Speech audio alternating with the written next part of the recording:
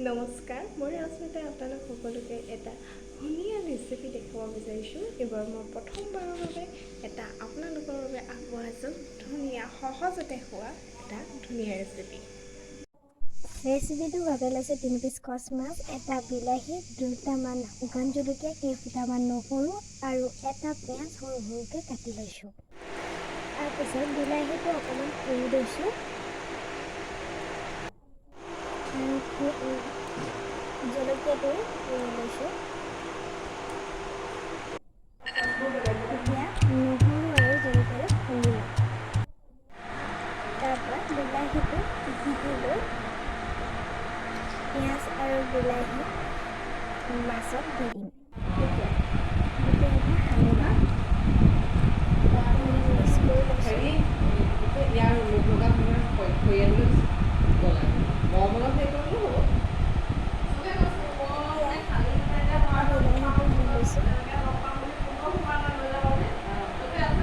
দিছোঁ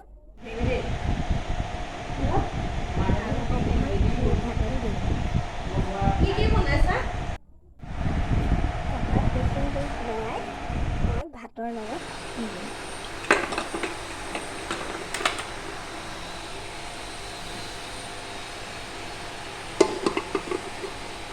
তাৰপৰা ঢাকনটো মাৰি দিম ওপৰৰ পৰা। যেনেকৈ ভাত সিজিলে এটা চিটিতে হৈ যায়, তেনেদৰে এটা চিটি মাৰিব লাগিব।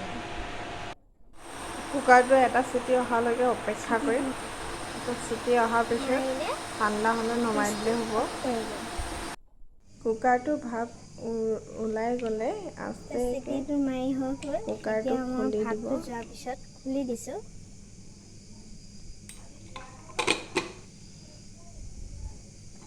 খুলিবলৈ ইমান টান নহয় উলিয়াবৰ কাৰণে। আচলতে কিবা এখন কাপোৰ লৈ ভাল চফা কাপোৰ এখন লৈ বাতিটোত ধৰি পটকৈ উঠাই নিদিব, কাৰণ ভাতত ভাপ লাগিব পাৰে। সেইকাৰণে হাতা এখন লৈ অকণমান উঠাই লৈ কাপোৰ এখনে লাহেকৈ ধৰি আনিব। এইখিনি সময়ত খুব সাৱধান হ'ব যাতে হাতত ভাপ নালাগে। দেখিছে কেনেকৈ কেমেৰাটো ইয়াতে ভাপ হৈ গৈছে। কেমেৰাটো বগা হৈ গ'ল। এতিয়া চফা কাপোৰ এখনে আছে। সেই কাপোৰখনত মই উঠাই নিছোঁ। এনেকৈ ঠাণ্ডা পানীত দি দিছোঁ। পানী থকা বাতি এটাত থৈ দিব। চব ভাতটো সুন্দৰ পিঠা হোৱা নাই, ধুনীয়া হৈছে। বেয়া হোৱা নাই, ভাতখিনি ভালে হৈছে। চব দেখিয়ে একদম খাওঁ খাওঁ লাগি গৈছে। এতিয়া খুলি দিলোঁ, চব কি ধুনীয়া লাগিছে দেখিবলৈ। দেখিয়ে খাওঁ খাওঁ লাগিছে, নহয়নে বাৰু? খাওঁ খাওঁ লাগি যাব। আপোনালোকেও ট্ৰাই কৰি চাবচোন, এনেকৈ বনাই এবাৰ। সহজতে হোৱা এটা ৰেচিপি। খাই যদি ভাল লাগে আৰু আগলৈ যদি এনেকুৱা ধৰণৰ সহজতে বনাই খাব পৰা ৰেচিপি চাব বিচাৰে, তেনেহ'লে মোক আগুৱাই নিবলৈ সহযোগ কৰিব।